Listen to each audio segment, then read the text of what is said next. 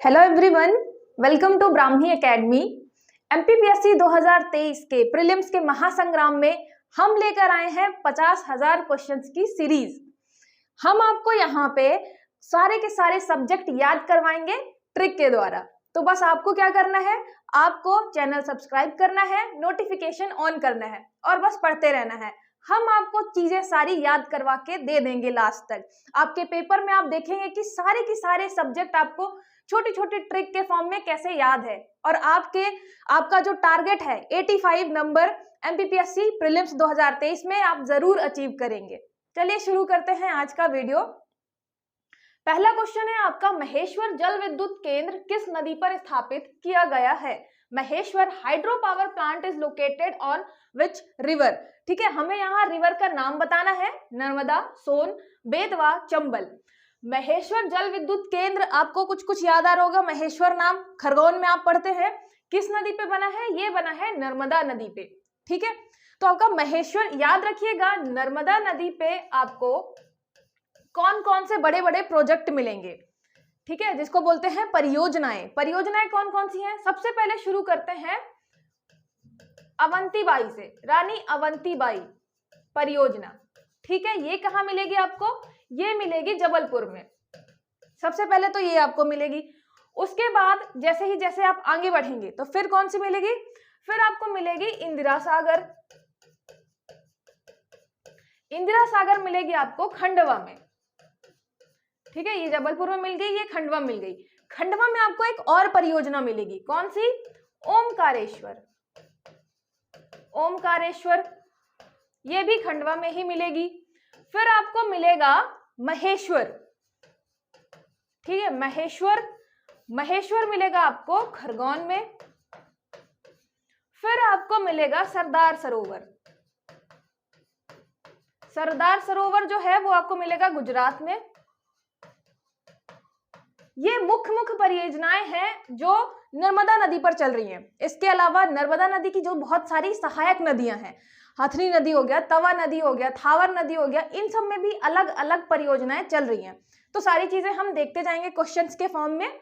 ये याद रखिएगा, नर्मदा नदी पे कौन कौन सी मेन है। अवंतीबाई जो कि जबलपुर में है, इंदिरा सागर खंडवा, ओमकारेश्वर खंडवा, महेश्वर खरगोन और सरदार सरोवर आपको गुजरात में मिलेगा। ये सब नर्मदा नदी पे स्थित है। ठीक है, नेक्स्ट देखिए, मध्य प्रदेश के किस जिले में सर्वाधिक ग्रामीण जनसंख्या प्रतिशत है?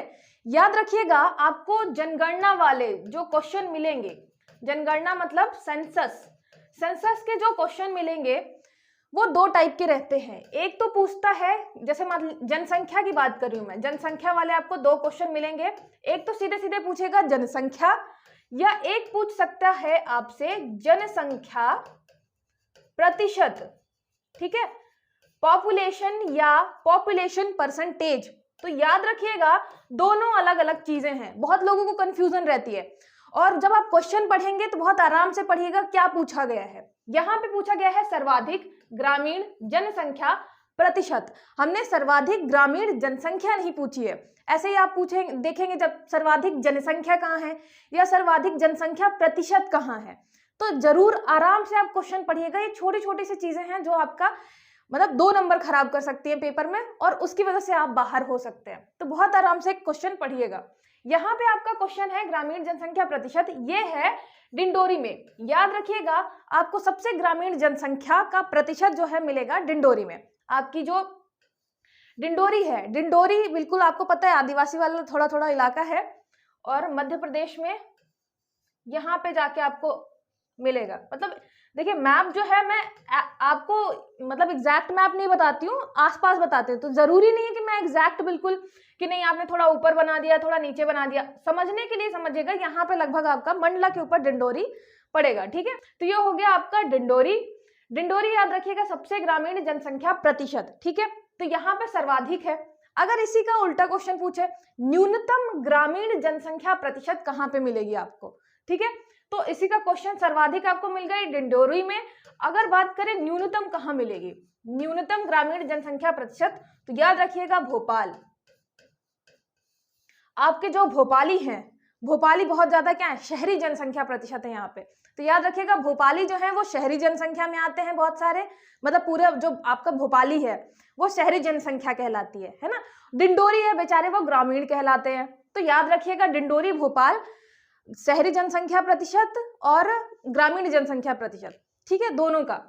और ये सारी चीजें जब पढ़ेंगे आप मैक्सिमम मिनिमम कहीं पे भी, पॉपुलेशन कहाँ कम है कहाँ ज्यादा है, तो हमेशा दोनों एक साथ पढ़िएगा, जिससे क्या हो आपको चीजें याद होगी, कम यहाँ है ज्यादा यहाँ है।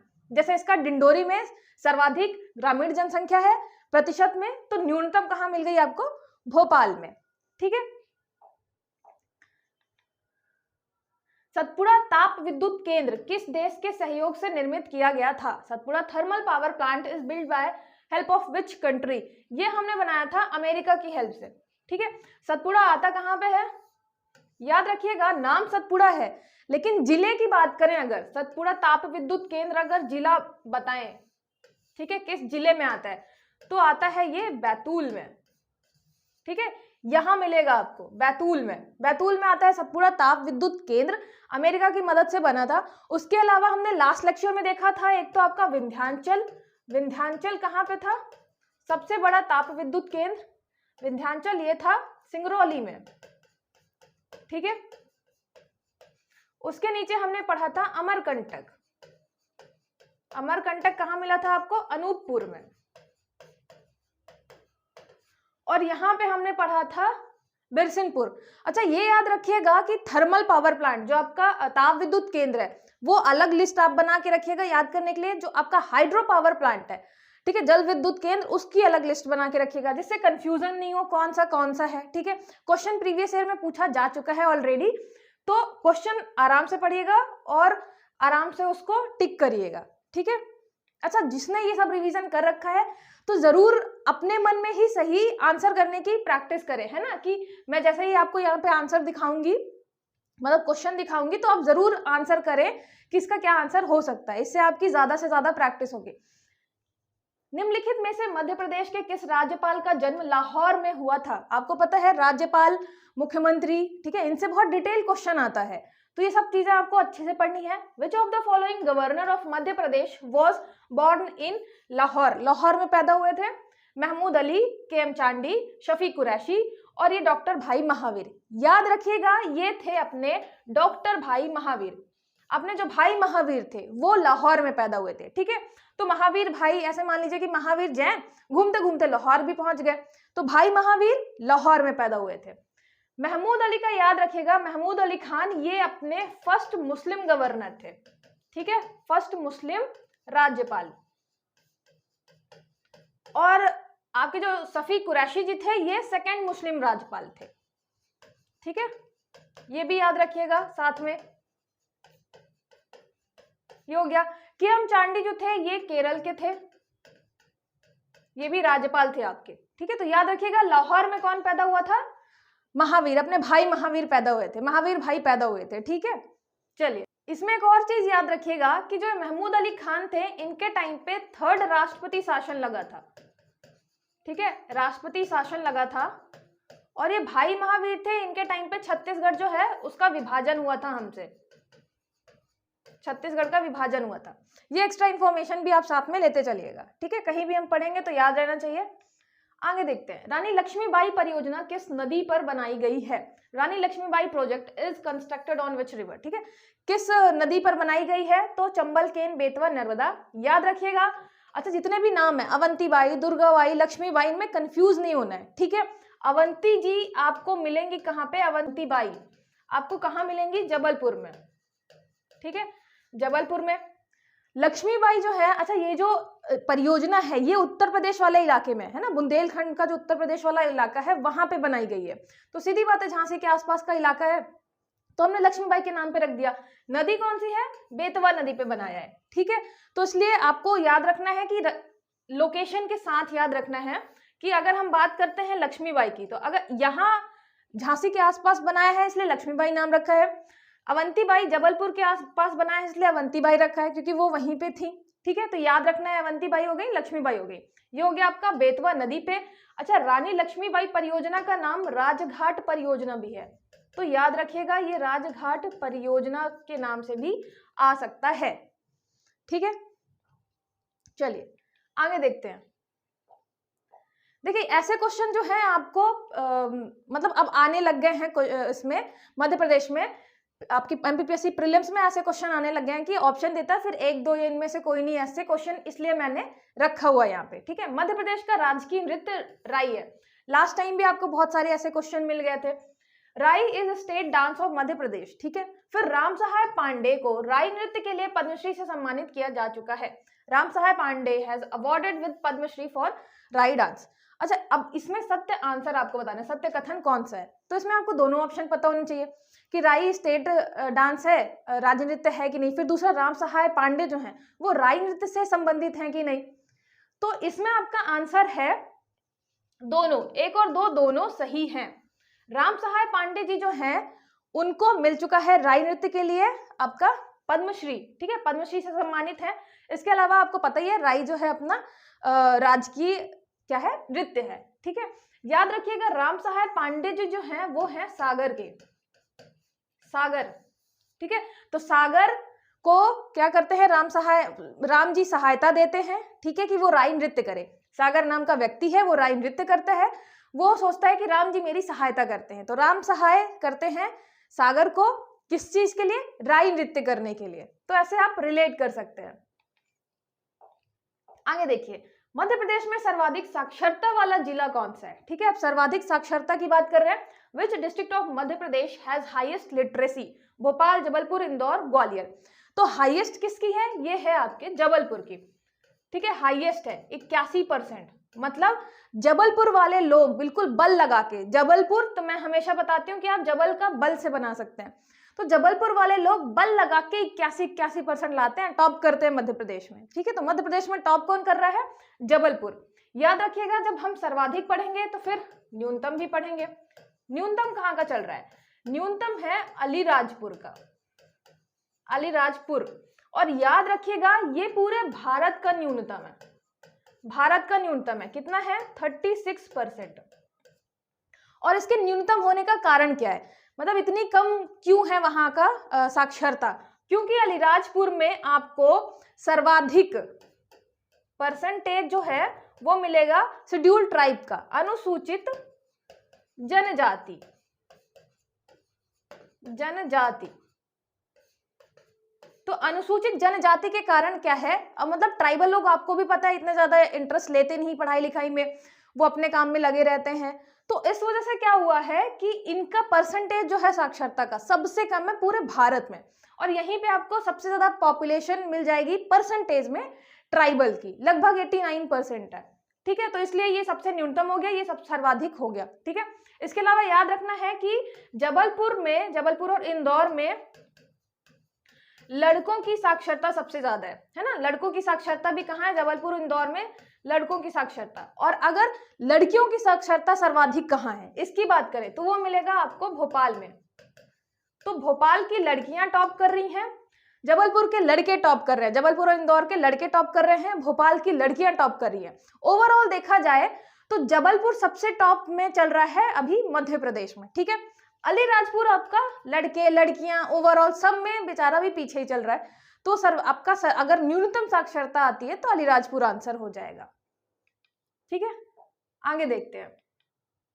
जोबट परियोजना किस नदी पर संचालित है। Jobat project is working on which river. आपको आज मैक्सिमम ऐसे ही क्वेश्चन मिलेंगे क्योंकि मैंने थोड़ा यही टॉपिक उठाया है रिवीजन करने के लिए आपके लिए। ठीक है, जो यहाँ पे जोबट परियोजना किससे रिलेटेड है, हथनी, तवा, शक्कर, दूधी।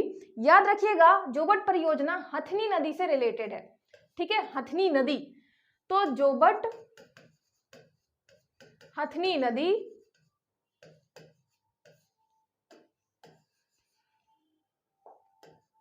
हथनी नदी पर जिला कौन सा है, धार। जोबट का नाम आपको मिल जाएगा, जोबट परियोजना का और एक नाम मिलेगा चंद्रशेखर आजाद परियोजना। तो ये भी याद रखिएगा। जैसे कि आपका राजघाट नाम था लक्ष्मीबाई जी का। ठीक है, अवंतीबाई में जो डैम बना हुआ है वो बरगी डैम है उसका नाम। जोबट में आपको चंद्रशेखर आजाद नाम मिल जाएगा। तो ये सब भी याद रखिएगा। जो हथनी नदी है वो आपकी नर्मदा नदी की सहायक है। ठीक है, नर्मदा की सहायक नदी है, सहायक नदी। तो याद रखिएगा जोबट, और कहां से आती है, ये आती है आपके राइट से, ठीक है, ऊपर से आके मिलती है नर्मदा नदी पे। ये हो गया धार, हथनी।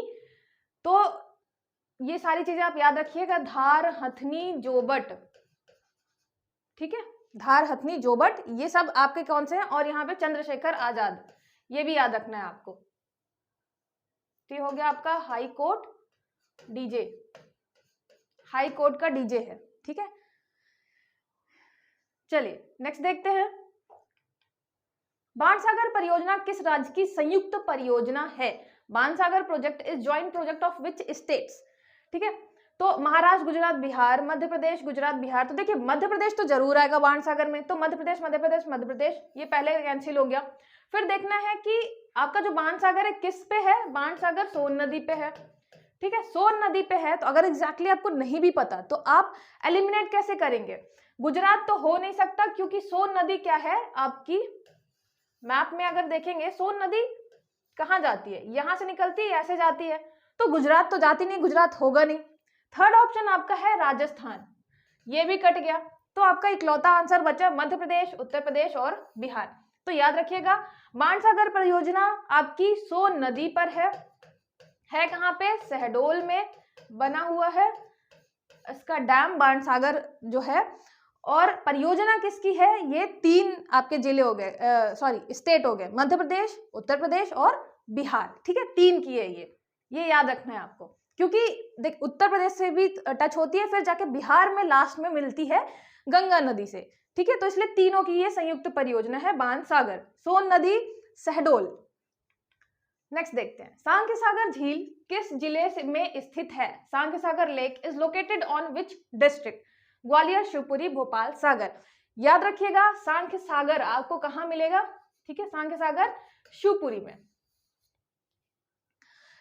अब यहाँ पे शिवपुरी में आपको एक चीज याद रखनी है, यहाँ पे एक तो मिलेगा आपको सांख्यसागर, ठीक है, सांख्यसागर मिला, फिर एक मिलेगा जाधव सागर, एक मिलेगा माधव सागर, और जो आपका सांख्यसागर है ये याद रखिएगा ये रामसर स्थल में ऐड हो चुका है, ठीक है, रामसर साइट में ऐड हो चुका है। और अगर बात करें रामसर साइट में और कौन कौन सी जो आपके स्थल है वो ऐड हुए हैं, तो कौन कौन से हैं? एक तो हो गया आपका सांख्यसागर, ये बहुत ही चमक रहा है, एक हो गया आपका सांख्यसागर, दूसरा हो गया यशवंत सागर, ठीक है, यशवंत सागर, तीसरा हो गया आपका सिरपुर टैंक, सिरपुर टैंक, ये दोनों आपको मिलेंगे इंदौर में। फिर चौथा हो गया आपका भोजताल, ये 2002 में पहले ही ऐड हो चुका था, और ये सब अभी ऐड हुए हैं, ठीक है। तो याद रखिएगा सांख्यसागर शिवपुरी, यशवंत सागर और सिरपुर टैंक इंदौर। उसके अलावा शिवपुरी में आपको सांख्यसागर मिलेगा, जाधव सागर मिलेगा और माधव सागर मिलेगा, ये सारी आपकी झीलें हैं, ठीक है। तो रामसर साइट में कौन कौन से ऐड हैं, कब ऐड हैं, आप ये भी याद रखिएगा, जिले भी याद रखिएगा। चलिए आगे देखते हैं, मालवा की गंगा की उपाधि किस नदी को दी गई है? Which river titled as Malwa की गंगा, ठीक है। तो आपको पता है एक तो है आपकी मालवा की गंगा, एक है मध्य प्रदेश की गंगा। तो मालवा की गंगा है आपकी क्षिप्रा, ठीक है, मालवा वाले इलाके में नर्मदा, तवा, चंबल, इनमें से आपको पता है मेनली आपकी क्षिप्रा, चंबल तो फिर ऊपर चली जाएगी, वो आती नहीं है गंगा में, तो क्षिप्रा है। यहीं पे अगर आए मध्य प्रदेश की गंगा तो कौन सी हो जाएगी? ये हो जाएगी बेतवा, ठीक है। तो ये याद रखिएगा, मालवा की गंगा क्षिप्रा, मध्य प्रदेश की गंगा बेतवा। आगे देखते हैं, फिर ये क्वेश्चन आपका उसी टाइप का, 2013 में मध्य प्रदेश का राजकीय खेल मलखम्ब को घोषित किया गया, ठीक है। In 2013 Mallakhamb declared the state game of Madhya Pradesh, ये पहला स्टेटमेंट हो गया। दूसरा, मध्य प्रदेश मलखम्ब अकादमी 2018 में इंदौर में स्थापित की गई। Madhya Pradesh Mallakhamb academy has been establish in Indore in 2018। तो ये दोनों ऑप्शन में से आपको बताना है चूज द करेक्ट ऑप्शन, सत्य कथन कौन सा है। पहला जो कथन है 2013 में बनाया गया था मलखम्ब आपका राजकीय खेल, ये बिल्कुल सही है। दूसरा जो है मलखंब अकादमी बनाई गई 2018 में, ये भी सही है। गलत क्या है यहाँ पे, याद रखिएगा यहाँ पे आपका गलत है, ये इंदौर में नहीं है, ये बनाई गई है उज्जैन में, ठीक है, तो ये याद रखिएगा ये उज्जैन में है। तो आपका जो सेकंड आंसर है वो गलत हो गया। सत्य कथन बताना है तो केवल एक हमारा हो गया सत्य कथन। जैसे बड़े क्वेश्चन हो जाते हैं तो घबराने की जरूरत नहीं रहती है, बहुत आराम से क्वेश्चन पढ़िए और लास्ट में फिर अपना क्या करिए, ओमआर शीट में गोला भरिए, ठीक है, तो आराम से करिए। यहाँ पे आपको पता है इंदौर जो है 2018 में स्टैब्लिश हुई है अकादमी, लेकिन कहाँ पे, उज्जैन में, और 2013 में मध्य प्रदेश राजकीय खेल मलखंब को घोषित किया गया था, ठीक है। और मलखंब खेल के लिए प्रभाष जोशी अवार्ड दिया जाता है 2013 से, ये भी याद रखना है। नेक्स्ट आपका सर्वाधिक तापमान वाला मध्य प्रदेश का कौन सा स्थल है? Which place has highest temperature in Madhya Pradesh? देखिए क्लाइमेट चेंज के कारण जो है वो टेम्परेचर कहीं और का भी रिकॉर्ड हुआ है बहुत ज्यादा, लेकिन आपको फिर देखना है 4 ऑप्शन कौन कौन से हैं, उनमें से आपको बताना है करेक्ट वन कौन सा है। तो यहाँ पे दतिया, भिंड, हीरापुर, गंज बसौदा, तो याद रखना है गंज बसौदा जो आपका विदिशा का है, ठीक है, ये आपका सर्वाधिक टेम्परेचर वाला क्या है, प्लेस है, ठीक है। आगे देखते हैं। मध्य प्रदेश का राजकीय पक्षी दूधराज है। अच्छा, ये जो सारे क्वेश्चन मैंने उठाए हैं वो सिंपल ही उठाए हैं, और दूसरा जो है ऑप्शन वो मैंने रिलेट कर दिया या तो करंट से या किसी और चीज से। जैसे कि आपको मैंने पूछा राई नृत्य के लिए, ठीक है, तो वो आपका राजकीय डांस हो गया। फिर उसके बाद मैंने खेल के लिए पूछा मलखंब, उसमें मैंने सेकंड ऑप्शन अकादमी कर दिया। तो ऐसे क्वेश्चन बहुत इजी हैं, इसलिए आराम से करिएगा। अब यहाँ पे पूछा मैंने राजकीय पक्षी के बारे में, दूधराज है, ठीक है, दूधराज is state bird of Madhya Pradesh, ये बिल्कुल सही है। सेकंड, इसका संरक्षण सैलाना वन्य जीव अभ्यारण्य रतलाम में किया जा रहा है, ठीक है, it's conservation is being done in Sailana wild life sanctuary Ratlam, तो ये भी आपका बिल्कुल सही है, ठीक है। आप जब वाइल्ड लाइफ सेंचुरी पढ़ेंगे वन्य जीव अभ्यारण्य, तो आप देखेंगे हम दो जगह पे कर रहे हैं किसका, दूधराज पक्षी का संरक्षण, ठीक है। कहाँ पे कर रहे हैं, एक तो कर रहे हैं सैलाना, ठीक है, ये सैलाना जो आपकी वाइल्ड लाइफ सेंचुरी है, अभ्यारण्य रतलाम, ठीक है, एक हम कर रहे हैं सरदारपुर धार, ठीक है। तो ये याद रखिएगा, 2 जगह पे हम कर रहे हैं दूधराज पक्षी का संरक्षण, और यहाँ पे आपको बताना है कौन सा असत्य है, ठीक है। ये भी आराम से देखिएगा कि सत्य पूछा है असत्य पूछा है, तो इनमें से दोनों सत्य हैं, तो असत्य क्या होगा, इनमें से कोई नहीं, ठीक है। तो 4 ऑप्शन देख के आराम से टिक करिएगा कौन सा आंसर होगा। 2 हैं सैलाना और ये आपका हो गया सरदारपुर। याद रखिएगा दूधराज का नाम फ्लाई कैचर भी मिल जाएगा, इसके अलावा खारमोर भी मिल जाएगा, ठीक है, तो ये नाम भी आप याद रखिएगा दूधराज के ही हैं। नेक्स्ट देखिए, मध्य प्रदेश राज्य का जनसंख्या घनत्व कितना है, ठीक है, what is the population density of Madhya Pradesh. यहाँ पे नंबर थोड़ा सा ऊपर नीचे है, एग्जैक्टली देखिएगा अपने को क्या चाहिए है, अपने को चाहिए है 236, ठीक है, 236 पर किलोमीटर आपका क्या है, जनसंख्या घनत्व, ठीक है। अगर इंडिया की बात करें, इंडिया में कितना है जनसंख्या घनत्व, तो वो है 382 पर किलोमीटर, ठीक है, 382 लोग आपको मिल जाएंगे 1 किलोमीटर में। याद रखिएगा मध्य प्रदेश का 236 और इंडिया का 882, ठीक है। जो आपकी जनगणना वाली चीजें हैं, सेंसस वाली चीजें हैं, तो मध्य प्रदेश की इंडिया के साथ जरूर आप कंपेयर करके रखिएगा। जैसे कि मैंने अभी आपको साक्षरता बताया था, तो ठीक है, साक्षरता में भी देखिएगा कि एमपी की कितनी है, फिर इंडिया से कंपेयर करके देखिएगा कि इंडिया की कितनी है, हम आगे चल रहे हैं कि पीछे चल रहे हैं, ठीक है। पॉपुलेशन डेंसिटी, जनसंख्या घनत्व का मैंने बता ही दिया। इसके अलावा अगर लिंगानुपात की बात करें, ठीक है, तो लिंगानुपात में भी आप देखेंगे कि एमपी का कितना है और इंडिया का कितना है, तो ये सारे भी आप कंपेयर करते चलिएगा। क्या पता 3-4 ऑप्शन में से, जैसे मैं अभी पूछ रही हूँ 1 2 2 1 ऐसे करके कोई ऑप्शन ऐसे करके आपको फंसा दे, ठीक है, तो ये भी आप जरूर साथ में उसको लेकर चलिएगा। नेक्स्ट देखते हैं, मध्य प्रदेश की औसत वर्षा कितनी है, what is the average rainfall of Madhya Pradesh. Average rainfall की बात करें, ठीक है, वर्षा कितनी है, ये है आपकी 112 सेंटीमीटर, ठीक है, 112 सेंटीमीटर है। आपको पता है कि मध्य प्रदेश में अगर हम देखें मध्य प्रदेश का मैप, तो ये वाला जो इलाका है यहाँ पे लगभग